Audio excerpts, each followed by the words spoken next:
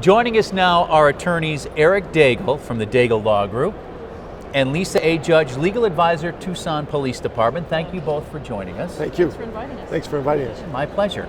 Eric, I want to start with you. You advise police departments on a range of issues. Now, first, we want to talk about use of force investigations. Unfortunately, something that's become more and more relevant, it seems, of late.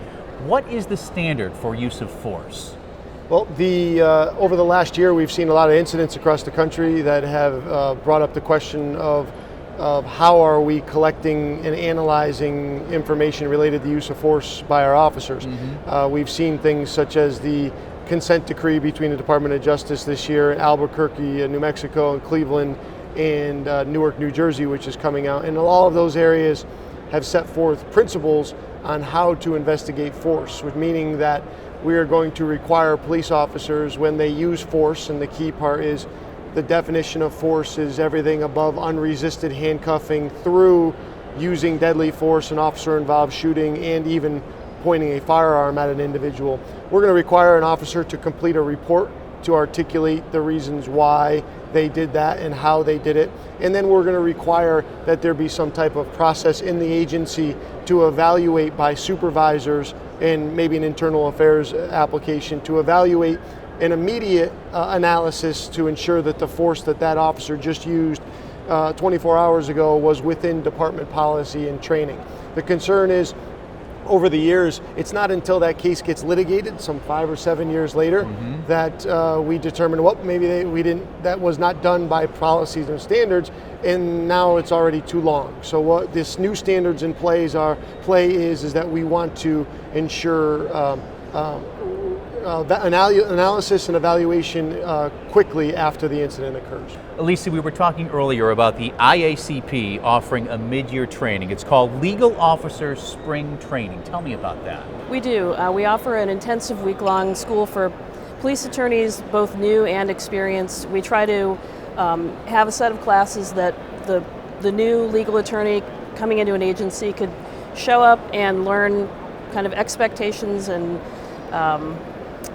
what the job's about really from day one. And then we offer a track of courses for the seasoned or experienced legal advisor with issues that are cutting edge on the horizon. We try to stay ahead of the issues before they become issues for our agencies and our chiefs. So we try to run concurrent tracks. This year it will be in Seattle in April. So we've got the dates and the hotel and all of that nailed down. We'll be sending that out soon through IACP. And are these training sessions pretty popular with law enforcement? Very, yeah. Our sessions have been selling out. And we try to make them as cost friendly as possible. Sure. So we try to include as many meals as we can.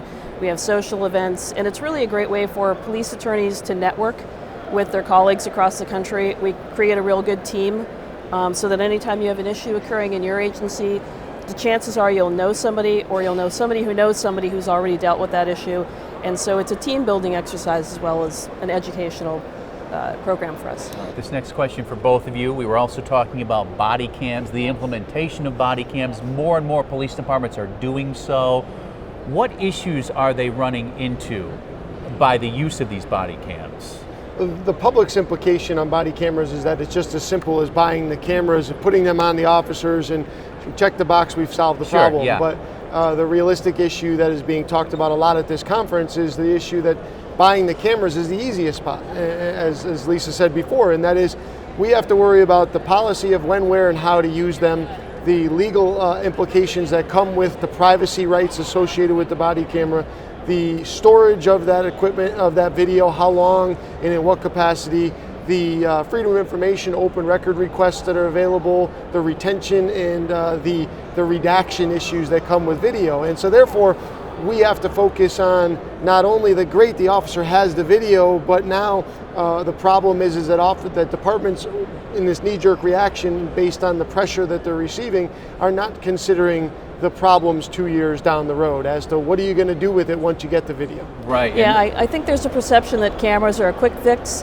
It's going to restore trust and transparency, and it's a panacea for everything.